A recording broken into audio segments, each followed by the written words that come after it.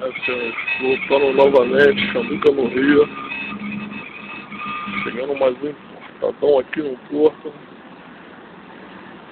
Parece um japonês, parece um mexicano. Mas vamos averiguar. Vamos ver aquela olhadinha, aquela paisagem. Olha a roda da criança. Aro 20.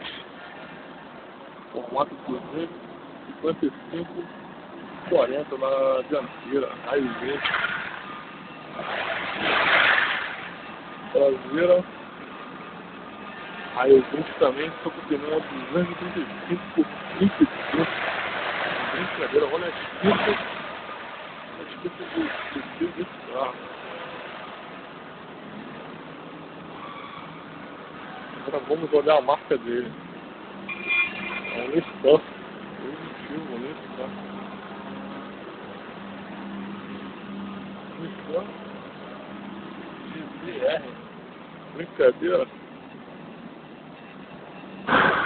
Parecido com a outra Ferrari que veio aqui, aquela do dono do Itaú, com dupla saída.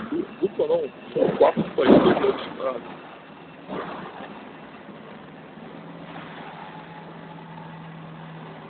Brinquedo para poucos.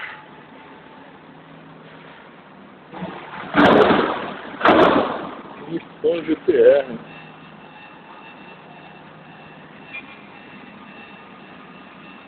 É brincadeira, hein?